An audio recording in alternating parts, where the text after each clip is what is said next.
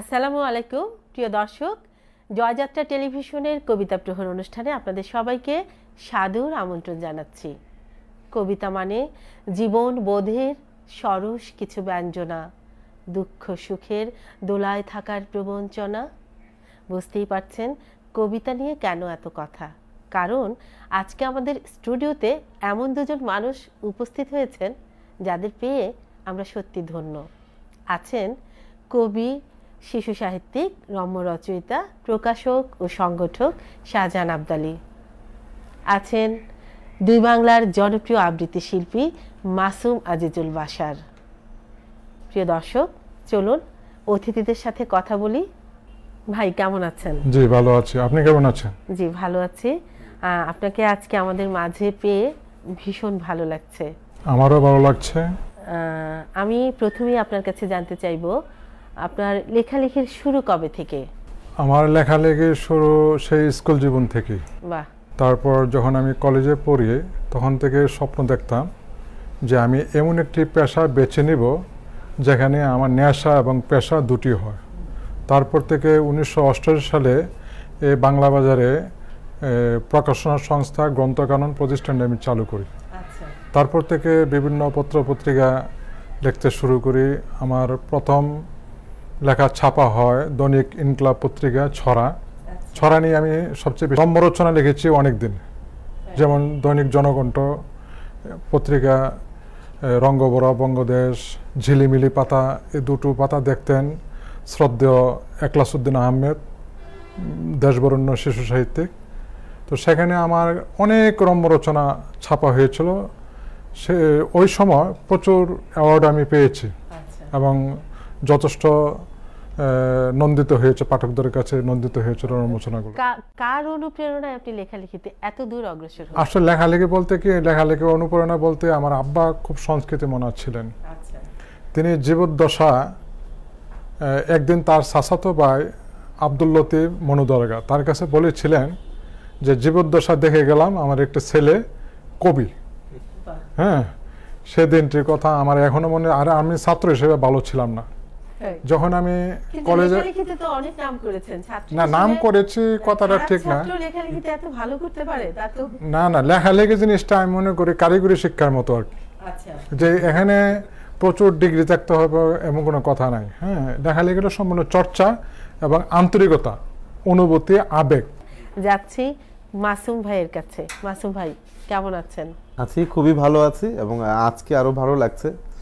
এই জয়যাত্রা টেলিভিশনে এটা তো আমার প্রথম আসা, তো এটা প্রথম প্রেমের মতো স্মৃতি হয়ে রইল। বাহ। আমি আপনার সম্পর্কে দর্শকদের কি বলবো আর কি বলবো না সেটাই বুঝতে পারছি না। এই যে আবৃত্তির ক্ষেত্রে আপনার এই ভূমিকা, এই অবদান, এই চর্চা, এর পেছনে মূল উৎসাহ কি নিয়ে, কি ভেবে আপনি আবৃত্তি অঙ্গনে এতটা পদচারণা করছেন? আসলে যে কোনো শিল্পের সবারই কিছু ইয়ে থাকে যে শৈশব থেকে বা ওইরকম। আমার এরকম নয়। আসলে আমি যখন কলেজে পড়ি তখন আমার যে ইংরেজি বিভাগের যিনি প্রধান, পরবর্তীতে উনি ইম্পেরিয়াল কলেজের যে অধ্যক্ষ হয়েছিলেন, উনি আমাকে ইংরেজি কবিতার আবৃত্তি শোনাতেন এবং ওনার ইংরেজি উচ্চারণ ছিল খুবই সুন্দর। আমি সেটি শুনে মুগ্ধ হয়েছি এবং তারপর সুকান্তের একটি বই আমাকে দিয়েছিলেন। ওই হচ্ছে আমার ভালোবাসার শুরু কবিতার প্রতি। তারপর আমি ঢাকা ইউনিভার্সিটিতে ভর্তি হলাম, দেখছি যে আমার এটার প্রতি একটু ভালোবাসা জমছে। তখন ওই বয়সটাতে যা হয় আর কি, যে এই বিষয়ে শ্রেষ্ঠ কে বাংলাদেশে খুঁজছি যে শিমুল মুস্তফা নামে একজন আছেন, উনি হচ্ছেন বাংলাদেশে খুবই জনপ্রিয়। এইভাবে আমার ওনার কাছে যাওয়া আর ভালোবাসার বন্ধনটা হয়ে গেল যখন শিমুল ভাইয়ের কাছে গেলাম। শিমুল ভাইয়ের কথাটা যখন তুললেন একটু বলি, যে একটা সময় আমরা দেখেছি বাংলাদেশের শিমুল মুস্তফা জনপ্রিয়তার তুঙ্গে ছিলেন। সেটাই, আমিও সেই ভাবনা থেকে এসেছি। আমার কাছে মনেই হয়েছে যে দীর্ঘ সময় একটি জায়গা ফাঁকা কেন যাচ্ছিল, সেগুলোর কিছুটা কারণ আমি আইডেন্টিফাই করতে পেরেছি। তার সবগুলো বলা যাবে না, শুধু এইটুকু বলতে চাই যে যারা বয়সে তরুণ, সে আবৃত্তি শিল্পী হোক অথবা কবি হোক, খুবই স্বাভাবিক সে ভুলগুলো করবে, কিন্তু তাকে যদি সুযোগ দেওয়া না হয় তাহলে সে প্রস্ফুটিত হবে কিভাবে। আমি কাউকে দোষ দিচ্ছি না, কিন্তু আমার কাছে মনেই হয়েছে যে তরুণ সমাজটা আবৃত্তির ক্ষেত্রে দীর্ঘ সময় কোনো সুযোগ পায়নি। কারণ হচ্ছে সবাই আমরা তাদের ভুলগুলো ধরেছি, আচ্ছা, তাদের শুদ্ধগুলা নিয়ে প্রশংসা করি না, কবিদের মধ্যেও আছে সমসাময়িক মানে কবিদের। সুযোগ না পাওয়াটাকে আপনি অবশ্যই বড় করে দেখছেন। অবশ্যই, কারণ হচ্ছে পৃথিবীর সবকিছু নিয়ন্ত্রিত হয় তরুণদের দ্বারা। আপনি দেখেন রবীন্দ্রনাথ সবচেয়ে ভালো কবিতাগুলো 22 বছরের, নজরুল ইসলাম বিদ্রোহী কবিতা লিখছে 22 বছর বয়সে। তো সুতরাং তারুণ্যের সময়টাই সবচেয়ে বেশি সৃষ্টিশীল কাজ হচ্ছে। তাকে অবজ্ঞা করে, তাকে দূরে রেখে কোন শিল্প এগিয়ে যাবে আমি বিশ্বাস উন্নতির সম্ভাবনা না, আমি বিশ্বাস করি না। তার মানে তরুণদের সুযোগ দিতে হবে। হ্যাঁ, এবং সেই সুযোগটা আমি চেষ্টা করেছি। আমার সাথে আমার উত্তরণ হয়তো ঘটেছে, কিন্তু আমি সবসময়, আপনিও জানেন বিভিন্ন অনুষ্ঠানে আমি করি যেখানে তারুণ্যের আধিক্য থাকে, এবং আমি বিশ্বাসও করি তরুণদের যখন জয় হবে তখন আসলে সমগ্র বিষয়টা জয় হবে। অধিকার ছিনিয়ে নিয়েছেন? না, অধিকার ছিনিয়ে নিন। এবং আমি মনে করি যে প্রবীণদের প্রজ্ঞা এবং তারুণ্যের শক্তি, এই দুটো মিলে যে শক্তি, সেটা হচ্ছে পৃথিবীর সবচেয়ে বড় শক্তি। অবশ্যই, অনেক ভালো লাগলো। তো আজকে কি শোনাবেন আমাদের? প্রথমে আবৃত্তি। আমি একটি কবিতা সকল জায়গায় পড়ি, বাংলাদেশে হোক বা দেশের বাইরে হোক, শুরু করি। সেটা হচ্ছে আমাদের দেশের জাতিসত্তার কবি নুরুল হুদার। আমি এই কথাটা আপনাকে বলতে চাচ্ছিলাম যে আপনি যখন দেশের বাইরে গিয়ে কবিতা পড়েন, এই কবিতাটা আপনার কাছে সবসময় শুনি আপনার কণ্ঠে, যতদূর চোখ যায় ততদূর বাংলা ভাষা। কবিতাটা শোনার পরে আসলে নিজেও কেমন যেন একটু আন্দোলিত হয়ে যায়, দেশের কথা, নিজের কথা। কবিতাটা শুনবো, ভালো লাগলো। যত দূর বাংলা ভাষা তত দূরেই বাংলাদেশ, দরিয়া নগরে জন্ম, পৃথিবীর সর্বপ্রান্ত আমার স্বদেশ। এ বাংলার হাটে মাঠে ঘাটে, ধানি রং কিষাণীর বাটে, দিগন্তের মেঠো পথে সাধু সন্ত অথবা বখাটে, নদী ও নারীর বাঁকে, পাক পাখালির ঝাঁকে, হাজার বছর ধরে পৃথিবীর আনন্দরা হাটে। সাম্পান ভাষায় তারা আশনায় দরিয়ার তরঙ্গে অশেষ। যত দূর বাংলা ভাষা তত দূরেই বাংলাদেশ। সাইবেরিয়ার সাদা বরফের টুকরো মুখে সিডনি টরেন্টো হয়ে হাজার ডানার পাখি উড়ে যায় অতি দূর আমাজন বাঁকে। বঙ্গোপসাগরের 3 ভাগ জল খুঁটে খুঁটে মাদাগাস্কার ঘুরে এসে পলিশ স্রোতে তাহির তীর ঘাটে। ভাটিয়ালি ভাওয়াইয়া তাম্র বর্ণ সহদরা হাটে। এক তারা দোতারার সুরে সুরে আউলায় বাউলের আলো থালু কেশ। যত দূর বাংলা ভাষা তত দূর এই বাংলাদেশ। আমাকে চিনেছে লাল কাকড়ার হানা, মালকা বানুর ডানা, রূপচান্দা লইট্টা আর ইলিশের কেউ। উজান ভাটির টানে দরিয়ার মাচিংড়ি আর সূর্যাস্তের ঢেউ। শখ নাট্য আর অনার্যের পলল মানব স্রোতে, অনন্তের শান্তি বিশ্বে আমাকেই ডাকে। সাদা কালো তামাটে মানুষ গায়, মহুয়া মলুয়া পালা হাঁটে তারা মানব সাগর তীরে। গায়ে লাল সবুজের বেশ। যত দূর বাংলা ভাষা তত দূর এই বাংলাদেশ। বাহ, শুনছিলাম আর অভিভূত হয়ে যাচ্ছিলাম, ফিরে গিয়েছিলাম সেই শেকড়ের টানে আপনার কবিতা শুনে। সত্যি চমৎকার। মাসুম ভাই, ফিরে আসবো আবারও আপনার কাছে। যাচ্ছি আমাদের শাহজাহান আবদালী ভাইয়ের কাছে। ভাই, আপনি তো অনেকগুলো মাধ্যমে লেখালেখি করছেন, তো কোন মাধ্যমটাতে আপনি বেশি স্বাচ্ছন্দ্য বোধ করছেন লেখালেখির জগতে? স্বাচ্ছন্দ্য বলতে কি, আমি ইতিহাসে বই লিখেছি, যেমন বাঙালির স্বাধীনতা, মুক্তিযুদ্ধের ইতিহাস, বিজ্ঞানের উপরেও কিন্তু লিখেছেন। প্রথম ও দ্বিতীয় খণ্ড, আমাদের মুক্তিযুদ্ধের ইতিহাস, বৈজ্ঞানিক কল্পকাহিনী, রম্য রচনা, ছড়া ইত্যাদি। হ্যাঁ, যেমন আমি ছড়া লিখতে বেশি স্বাচ্ছন্দ্য বোধ করি, কারণ আমার প্রথম গ্রন্থটি ছিল নেতার চমক। সেই নেতার চমকটি দিয়ে আমি শুরু করি, তারপরে আসলো প্রেম কানন। এই প্রেম কানন ছিল খুব জনপ্রিয় একটি গ্রন্থ। আমার যেহেতু প্রকাশনা, আমার বলাটা ঠিক হবে কিনা, যে 33,000 বই এই বইটি বিক্রি হয়েছিল। এখন অবশ্য হ্যাঁ, খুব সমাদৃত হয়েছিল, বিশেষ করে টিনেজ পাঠকদের কাছে। এখানে কোনো খারাপ কিছু না। প্রেম কানন আমি প্রেমের 4 ভাগে ভাগ করলাম, যেমন actual, sexual, artificial and commercial. বাহ। তো ভাগ করলাম, ভাগ করার পরে এই বইটা এত জনপ্রিয় লাভ করলো, এখনও অনেক পাঠক ফেসবুকে এই বইটি প্রচ্ছদ দিয়ে আমাকে বলে যে এই বইটি দেখেন, আপনার এই বইটি আমি পড়েছি। তারপরে দেখতে শুরু করলাম রম্য রচনা। আমি চিন্তা করি যে কাজটা অন্যরা করে না, যেমন রম্য রচনা খুব জনপ্রিয়তা লাভ করলাম। একলাসউদ্দিন আহমেদ, উনি জনগণটা পাতারে দেখতেন, আমাকে প্রায় বলতেন যে তুমি রম্যটা বেশি লেখো। আমি যদি ছড়া বেশি দিতাম, ছড়া উনি ছাপতেন ঝিলিমিলি পাতাতে, যেমন ডাট মারা, ঘুষ, সন্ত্রাসী ছেলেরা গড়ের লক্ষ্যে, বড়াই করা ইত্যাদি। যেমন সন্ত্রাসী ছেলেরা গড়ের লক্ষ্যে এই লেখাটি যখন ছাপা হয়েছিল জনকণ্ঠে, একলাসউদ্দিন সাহেব আমাকে বললেন যে কম করে 300 টেলিফোন এসেছিল। এটা কিভাবে সম্ভব? সন্ত্রাসী ছেলেরা গড়ের লক্ষ্যে, একটা সন্ত্রাস ভাই থাকলে বোন যত সুন্দরী হোক পাড়ার ছেলেরা ডিস্টার্ব করে না, এক সন্ত্রাসের সাথে আরো 10টি সন্ত্রাস থাকে বন্ধুত্ব। সেই কারণে যেমন মেয়েরা, সুন্দরী মেয়েদেরকে পাহারা দিয়ে রাখা আরেকটা ঝামেলা, নিরীহ গরিব গরিব মেয়ে হইলে তাদের জন্য খুব বিপজ্জনক হয়ে দাঁড়ায়। যেমন সন্ত্রাসী ছেলেরা রাস্তা দিয়ে হাঁটলে তার বাবাকে সবাই সালাম দেয়, ব্যাংকে গেলে চাচা চাচা চাচা কেমন আছে, সেলুনে গেলে বলে হ্যাঁ। আমি আপনার এই কথা শুনে আরো যেটা দেখতে পাচ্ছি, মানে সন্ত্রাসী আমাদের সমাজে এই কথাটা একটু নেগেটিভ অর্থেই ব্যবহৃত হয়, আপনি সেখানে সেই দিকটাকেও আপনি পজিটিভ অর্থে এই কারণে করছি। আজকে দেশ তো উল্টে গেছে, দেখে যে ভালো লোকের, ভদ্রলোকের সম্মান নাই, যেখানে মানুষ কিন্তু ভয়ে সালাম দেয়, আসসালামু আলাইকুম, ভয়ে সালাম দেয়, কিন্তু আসলে অন্তরে দেয় না। এই দিতে দিতে এটা অভ্যাসে পরিণত হয়ে যায় আর কি।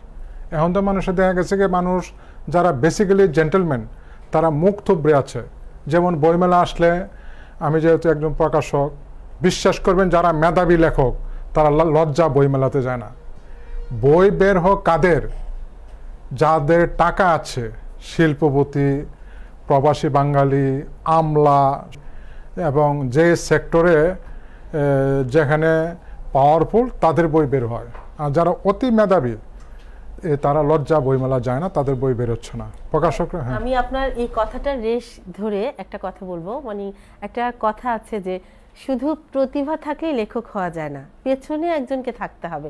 সেই পেছনের একজনটা বলতে আসলে আপনারা যারা লেখক আছেন তারা কি বোঝেন বা আমাদের উদ্দেশ্যে কি বলবেন? পেছনে বলতে কি ধরেন কারণ না কোনো অর্থবিত্ত, কোনটাকে বোঝানো? না না, অর্থ দিয়ে আসলে লেখক হওয়া যায় না। এই কিছুদিনের জন্য নাম করা যায়, যেমন মিডিয়াও দেখবেন যে পয়সা দিলে মিডিয়াও তাদের পিছিয়ে গুড়গুড় করে। হ্যাঁ, যেমন ওই বইমেলা আসলে দেখি যদি কোনো এসপি হয়, ডিআইজি হয়, মন্ত্রী হয়, হ্যাঁ, এই তাদের বইয়ে মরুগুন মর্জনের সমস্ত মিডিয়া গিয়া হ্যাঁ হুমড়ি খেয়ে পড়ে। কিন্তু আমি মনে করি যেটা মেধা ছাড়া কোনো লেখকে বড় হতে পারে না। জনপ্রিয়তা, হ্যাঁ, না না, জনপ্রিয়তা এক জিনিস, আর টিকে থাকালে অন্য জিনিস। যেমন অনেক বড় লেখক আছে, তাদের বই বের হয় না, কিন্তু আমরা তো বুঝতে পারি বইটার মান কীরকম। হ্যাঁ, যেমন আমার এক বন্ধু আছে, উনি আমার উস্তাদ, কবি ফারুক নওয়াজ। এই ফারুক নওয়াজে আমি সবসময় শ্রদ্ধা করি, কোনো বিপদে পড়লে আমি তার কাছে এখনও ছুটে যাই। যেমন আমি একটা ছড়া লিখেছিলাম, একটা ডায়লগের মতো, যে দড়িগেন্দিয়া আমার বাড়ি বাঞ্ছারামপুর থানা, জেলা আমার বিবাড়িয়া নেই অনেকের জানা, জন্ম আমার 25শে মে 64 সালে, মনের রাজ্যে রাজা আমি ছিলাম সর্বকালে। এখন 64 সালে এই রটা, জি জি জি জি, এই রটা কিন্তু না দিলেও চলে। তারপরে আমি ফারুক ভাইয়ের কাছে গেলাম, আমি বললাম যে রটা কি দেবো, কোনটা এটা দিতে হবে। হ্যাঁ, এটা না দিলে একটা অসামঞ্জস্য দেখে যায়।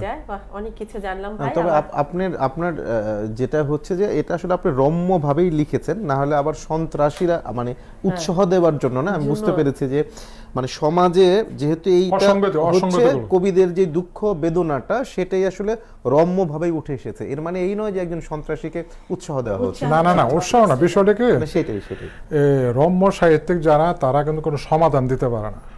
সমাজে অসঙ্গতিগুলো খোঁচা মারা শব্দ দিয়ে তারা তুলে ধরে, কিন্তু এর অর্থই না যে আমি, আর আমার একটা চরিত্র, আমি জীবনে কোনো সময় নেগেটিভ কথা বলি না। যেমন আমি বক্তৃতা প্রশিক্ষণ কোর্স চালাই কবি। হ্যাঁ, আমি এটা নিয়ে কথা বলবো ভাই, বলতাম, আপনি যখন বলেই ফেললেন যে অনেক প্রশিক্ষণ কর্মশালার কথা শুনেছি, কিন্তু বক্তৃতা প্রশিক্ষণ কোর্স এটা বোধহয় প্রথম আপনি কমলাপুর কবি জসীমউদ্দিনের বাড়িতে আপনি প্রথম শুরু করেছেন। মানে এটার পেছনে আপনার কোন জিনিসটা বেশি কাজ করলো যে বক্তৃতা প্রশিক্ষণ কোর্স নামে একটি সংগঠন আপনাকে সৃষ্টি করতে হবে? কারা এখানে কি আসে, স্টুডেন্ট আপনি পাচ্ছেন, কারা আসে যদি একটু বলতেন। যদি শুরুতে বলতে হয় 1999 সালে আমি প্রথম চালু করেছিলাম শাহবাগে আজিজ সুপার মার্কেট দোতলা। আহমদ সবাই একটি ঘর চালাতেন, শিল্পী সুলতান পাঠশালা। আমি তখন বক্তৃতা দিতে পারতাম না, কিন্তু আমাকে সমাজে অনেক গুরুত্বপূর্ণ অনুষ্ঠানে আমাকে অতিথি হিসেবে ডাকে। কিন্তু আমার জীবনে না বলতে কোনো শব্দ নাই, যে এই জিনিসটা আমি পারি না। আমি মনে করি ট্রেনিং নিলে সবাই সব কিছু পারে। তো একদিন মোবারক হোসেন খান শিল্পকলা একাডেমির সাবেক মহাপরিচালক বাংলা বাজার আসলেন। আসার পরে আমি ওনাকে বললাম যে ভাই, আমি তো আমার জীবনে একটা কষ্ট, আমি এই একটা জিনিস আমি পারি না, বক্তৃতা দিতে পারি না।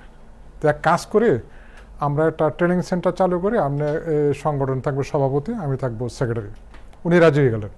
তারপরে আহমদ সভা এই গড়টিতে আমরা চালু করলাম। চালু করার পর সেখানে 3 বছর ছিল।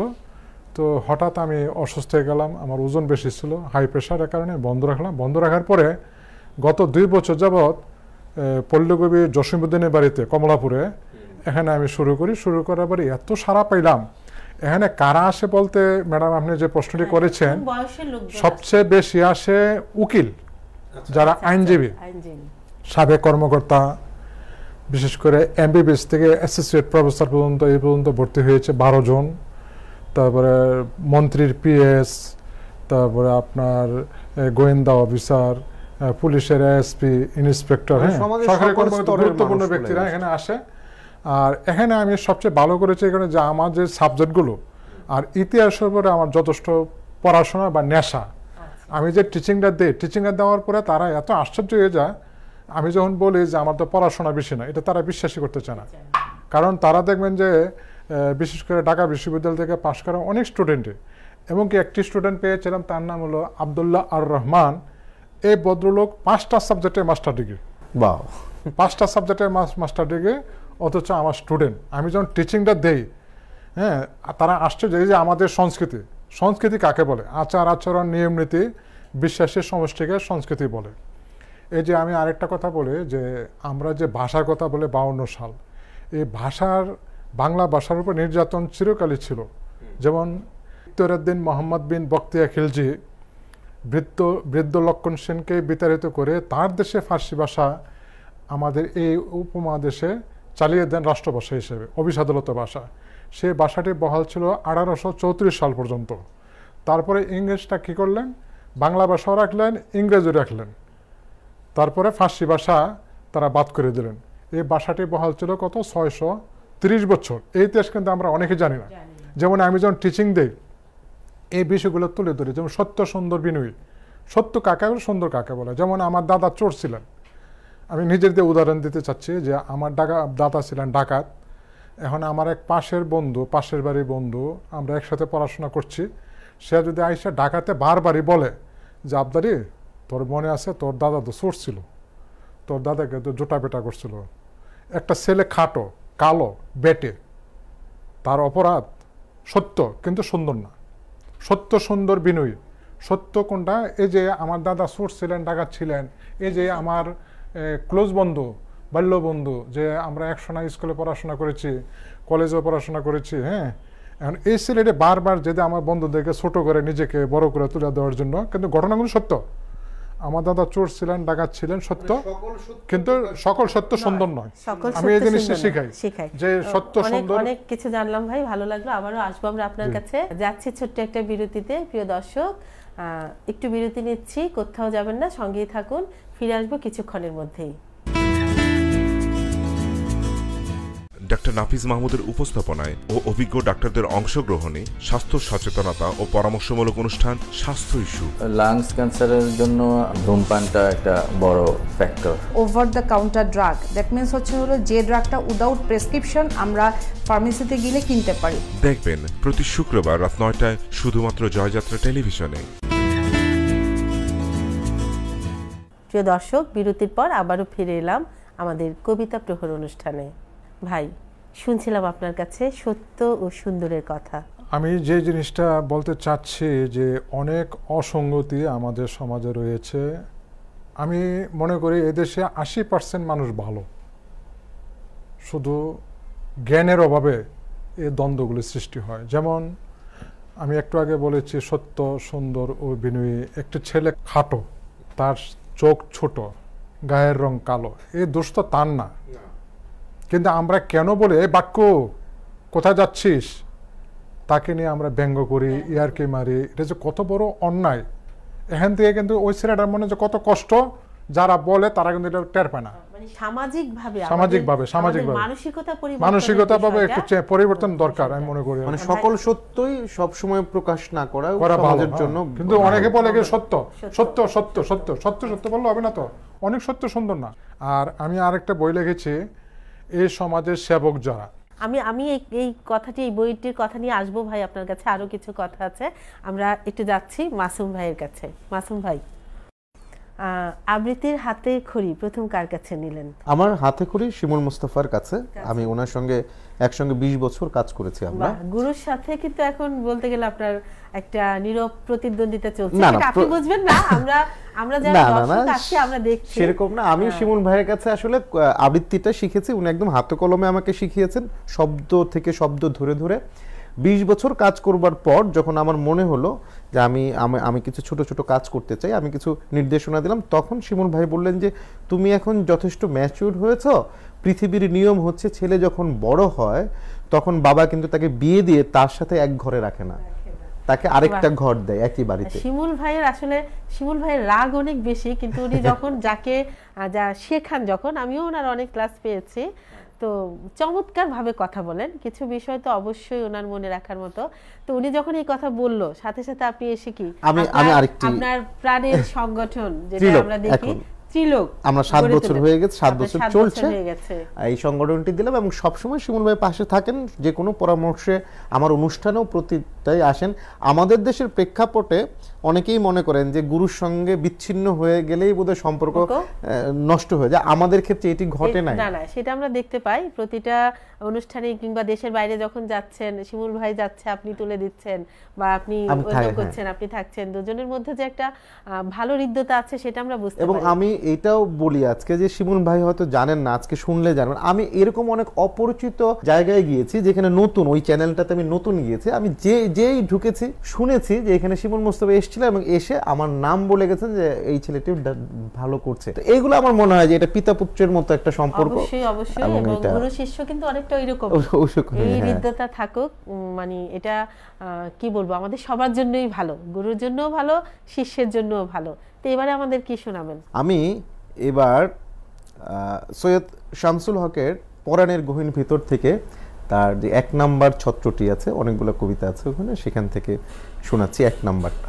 জামার ভিতর থাইকা জাদু মঞ্চে বাড়ায় ডাহুক, চুলের ভিতর থাইকা হাতবর বাদশার মোহর, মানুষ বেকুব চুপ হাট বাড়ে সকলে দেখুক, কেমন মোচর দিয়া টেকা নিয়ে যায় বাজিকর, চোখের ভিতর থাইকা সোহাগের পাখিরে উড়াও, বুকের ভিতর থাইকা পীড়িতের পূর্ণিমার চাঁদ, নিজেই তাজ্জব তুমি একদিকে যাইবার চাও আর অন্যদিকে দেয় কেউ টান, সে তোমার পাওনার এতটুকু পরোয়া করে না, খেলা যে দেখায় সে তার নিজের দেখানোর ইচ্ছায় দেখায়, ডাহুক উড়াইয়া দিয়া তারপর আবার ধরে না, সোনার মোহর তার পরা থাকে পথের ধুলায়, হে বড় দারুণ বাজি, তারে কই বড় বাজিকর, সে তার রুমাল নারে পরা নেই গহীন ভিতর। চমৎকার আপনার আবৃত্তি, চমৎকার। ফিরে আসবো আবারও আপনার কাছে, কথা বলবো আবদালি ভাইয়ের সাথে। ভাই, আপনার একটি বই, যেটি বইটি বইটি এই কথাটি পুরুষ যখন নির্যাতিত, 2018 বইমেলায় বইটি বিপুল জনপ্রিয়তা পেয়েছিল। 2017 বইমেলায় বইটি পাঠক সমাদৃত হয়েছিল।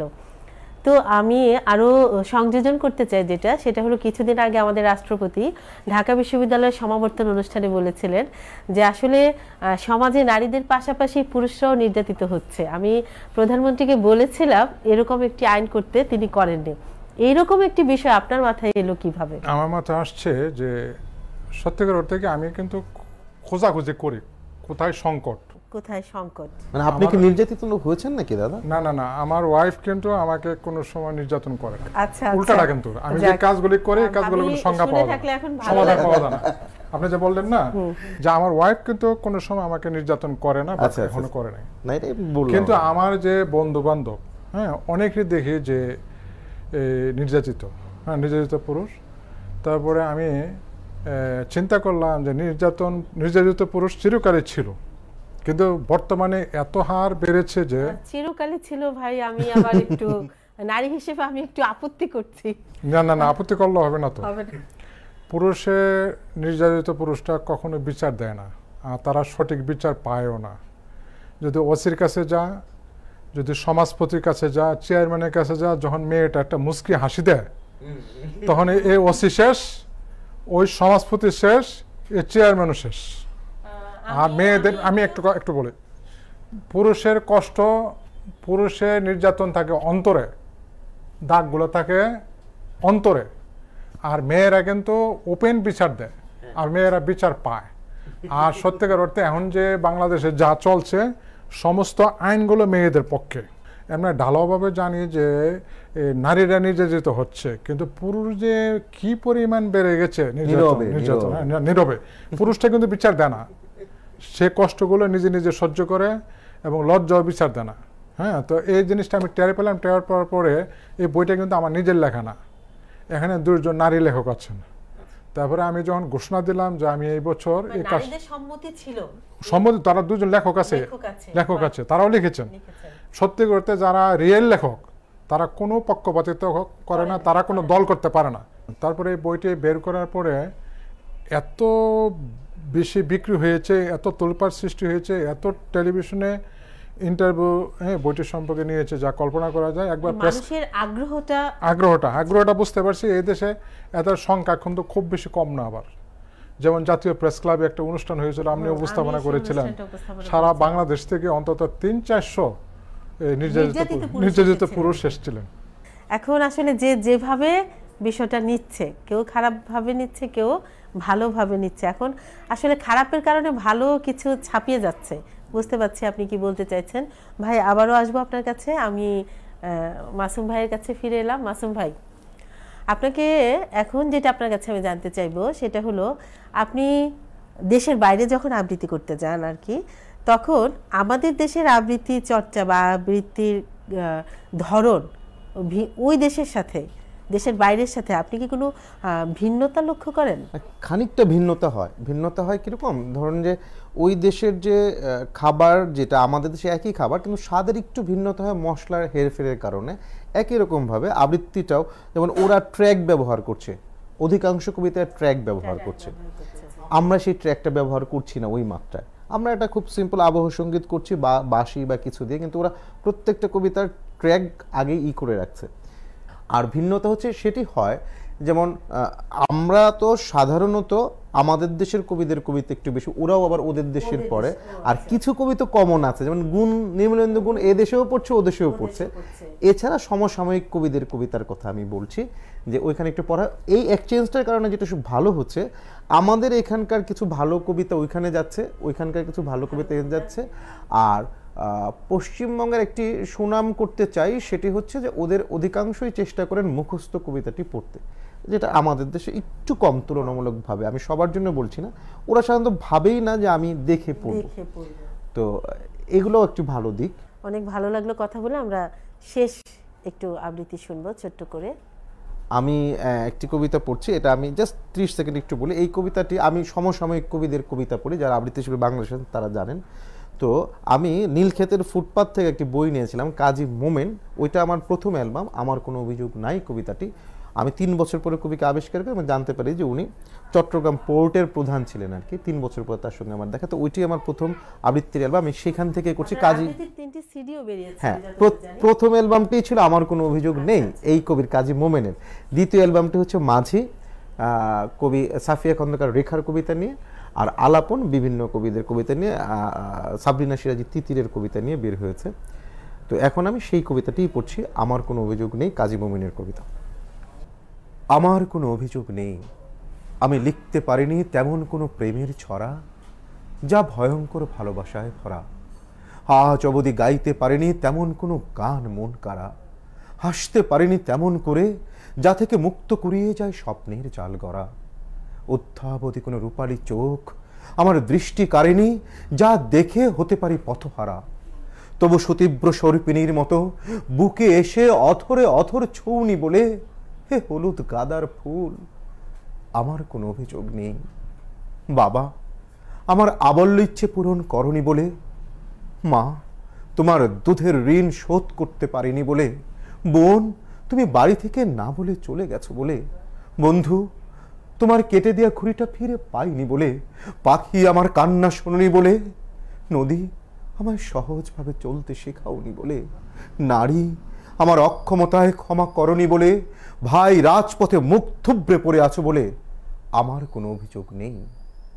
আমার পায়ের কাছে গা ঘেঁষে বসেছিল যে সাদা বিড়াল, যে টিয়া পাখিটি উড়ে গিয়েছিল শৈশবের কোনো এক ঘুম ভাঙা সকালে, মধ্যবয়সী নারী ভালোবাসা ভালোবাসা বলে অন্তরে যে জাগিয়েছিল দাহ, মাথায় হাত রেখে কসম খেয়ে বলছি, আমার কোনো অভিযোগ নেই। একদিন ঘুম থেকে উঠে ভোরে যদি দেখে আমার কণ্ঠ সরছে না, আমি বাক রুদ্ধ হয়ে গেছি, অথবা খুলছে না চোখ, আমি অন্ধ হয়ে গেছি, বন্ধ হয়ে গেছে তাবৎ পৃথিবী, যে যা বলছে বলুক, আমি শুনছি না কিছুই, তবু আমার কোনো অভিযোগ নেই।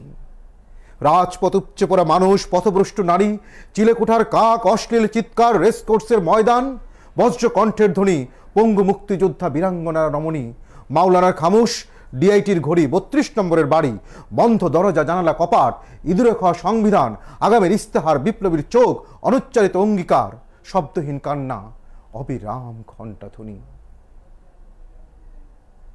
আমার কোনো অভিযোগ নেই। বৈশাখের খরতাপ, শ্রাবণের বিলাপ, যাত্রার আসর, বিজ্ঞাপনী ইশারা, শাড়ির ঢেউ, তীরন্দাজি চোখ, ধুলো, বালি, ময়লা, আবর্জনা, মিউনিসিপ্যালিটির ট্রাক, সন্ত্রাসী ট্রিগার, ছিনতাইকারীর হাত, সমরাষ্ট্রের ঝঙ্কার, ভয়ঙ্কর শক্তি, বিদঘুটে বাতাস, ব্যবসা গরম, ঘুম মারানো চোখ, রাত্রির অভিসার, তাৎপর্যহীন ভয়, লাল নীল মাছি। আমার কোনো অভিযোগ নেই। চূড়ায় পৌঁছে না দিয়ে দোরগোড়া থেকেই ফিরিয়ে দিয়েছে বলে আমার কোনো অভিযোগ নেই। হে রক্ত গোলাপ, কাঁটার আঘাতে যদি ক্ষত বিক্ষত হয় দেহ, হৃদয়হীন দেয়ালে মাথা কুটে কুটে যদি ফোঁটা ফোঁটা রক্ত ঝরে, যদি শিশুর মতো চিৎকার করি বা না করি, যদি তোমাকে চাঁদ আর চাঁদকে তুমি ভেবে কাটিয়ে দিই রাতের পর রাত, যদি তুমি বুঝে থাকো, যদি নাই বা বুঝো, গাছপালা, নদী, নালা, গ্রহ, নক্ষত্র, তোমরা সবাই শোনো, কান পেতে শুনে রাখো আমার কথা, আমার কোনো অভিযোগ নেই।